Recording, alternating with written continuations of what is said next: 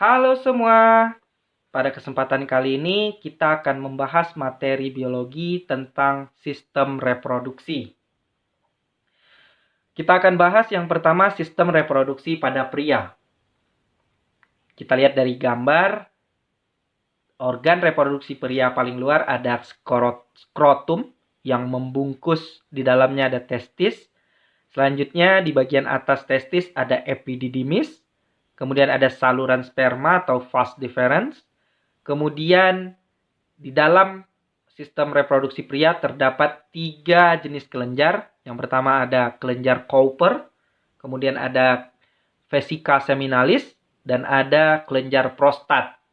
Selanjutnya di sini kita lihat ada vesica urinaria atau kantung urin.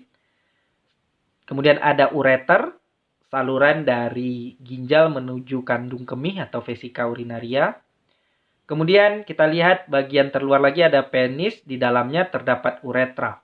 Saluran uretra pada laki-laki itu fungsinya sebagai saluran untuk mengeluarkan urin dan juga saluran untuk mengeluarkan sperma. Sekarang kita lihat organ reproduksi pada manusia. Yang pertama ada skrotum atau kantung testis, fungsinya untuk melindungi testis. Di skrotum ini terdapat 2 jenis otot. Satu ada otot dartos yang berfungsi untuk kontraksi saat suhu dingin. Jadi yang akan membuat testis naik ke bagian atas tubuh supaya sperma tetap bisa diproduksi di bagian testis. Yang kedua ada otot kremaster. Ini adalah mengatur suhu testis agar lebih rendah dari suhu tubuh. Agar di testis tetap terjadi pembentukan sperma atau spermatogenesis. Yang kedua, organ reproduksi pada pria ada testis. Testis ini fungsinya penghasil hormon testosteron dan juga tempat spermatogenesis. Bagian-bagian yang terdapat dalam testis, yang pertama ada tubulus seminiferus. Disinilah tempat terjadinya spermatogenesis atau pembentukan sperma. Yang kedua ada sel Sertoli yang berfungsi untuk memberi nutrisi pada sperma.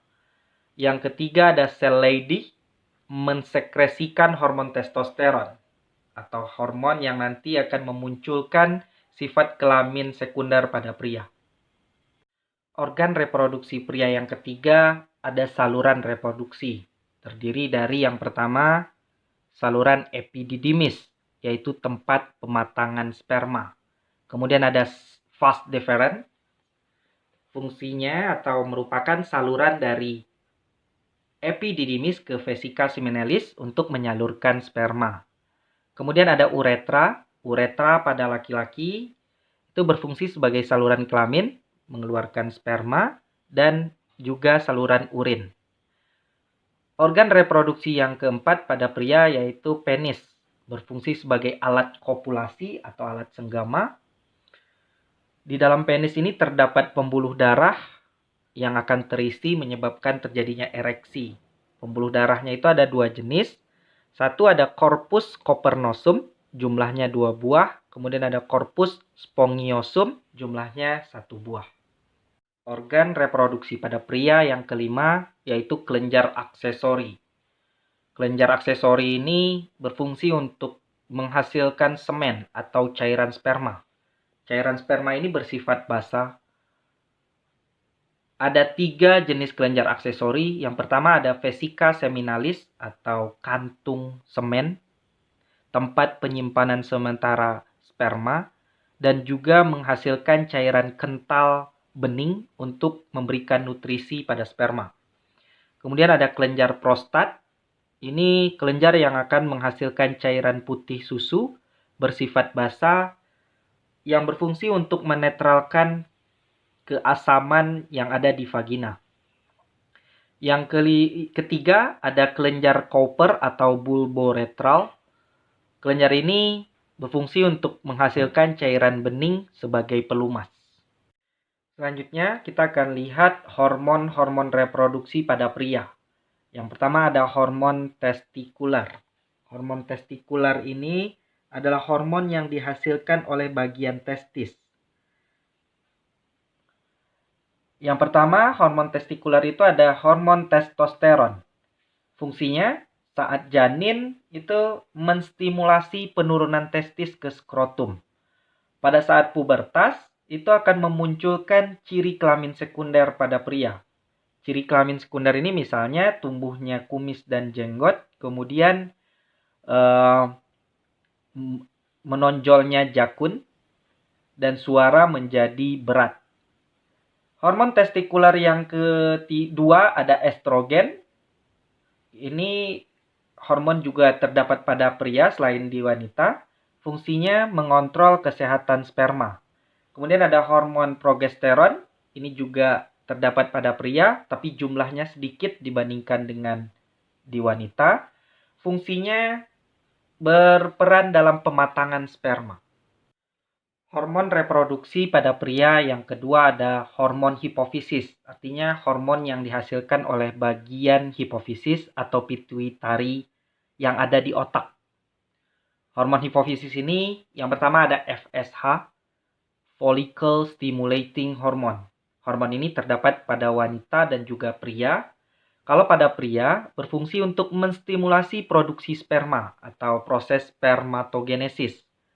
Yang kedua, hormon hipofisisnya ada LH, luteinizing hormone, atau ICSH, interstitial cell stimulating hormone. Fungsinya menstimulasi sel Leydig yang ada di dalam testis untuk menghasilkan hormon testosteron. Kemudian hormon reproduksi yang ketiga ada hormon hipotalamus, atau hormon yang dihasilkan oleh bagian hipotalamus yang ada di otak. Hormon yang dihasilkan oleh hipotalamus ini ada GnRH atau gonadotropin releasing hormone. Fungsinya untuk merangsang pengeluaran FSH dan LH oleh kelenjar hipofisis atau kelenjar pituitari. Sekarang kita bahas spermatogenesis atau proses pembentukan sperma yang terjadi di dalam testis, khususnya di bagian tubulus seminiferus. Kita akan lihat yang pertama struktur dari sperma dulu. Bagian sperma itu terdiri dari 3 bagian utama. Ada kepala, leher, dan ekor. Di bagian kepala terdapat akrosom yang berfungsi nanti untuk menembus lapisan ovum. Kemudian ada nukleus untuk mengatur seluruh aktivitas sel sperma. Kemudian di bagian leher terdapat sentriol untuk pembelahan sel. Selanjutnya, di bagian ekor terdapat mitokondria. Mitokondria ini fungsinya adalah untuk pembentukan ATP atau energi. Kemudian ada ekor yang berfungsi untuk berenang di dalam cairan sperma. Sekarang kita lihat proses spermatogenesis atau pembentukan sperma yang terjadi di dalam testis, terutama di bagian tubulus seminiferus. Proses pertamanya ada spermatogonium yang berkromosom 2N atau diploid, membelah secara mitosis membentuk spermatosit primer yang masih berkromosom 2N atau diploid. Kemudian spermatosit primer ini akan mengalami meiosis, di mana meiosis ini terdapat 2 kali pembelahan. Pembelahan meiosis 1 itu akan membentuk spermatosit sekunder dengan kromosomnya sudah N atau haploid. Kemudian masing-masing spermatosit sekunder ini membelah dengan proses meiosis 2 membentuk spermatid, dan ini kromosomnya juga N atau haploid. Kemudian masing-masing spermatid ini dari 4 buahnya akan masing-masing membentuk spermatozoa dalam proses diferensiasi. Dalam mempelajari spermatogenesis, kita akan mengenal 2 istilah, ada spermiogenesis, yaitu pematangan spermatid menjadi spermatozoa, atau nama lainnya proses diferensiasi, perubahan spermatid kemudian menjadi spermatozoa. Yang kedua ada spermiasi, merupakan proses pelepasan sperma ke epididymis. Selanjutnya di epididymis ini sperma akan dimatangkan, kemudian disalurkan ke vesika seminalis atau kantung sperma melalui vas deferens.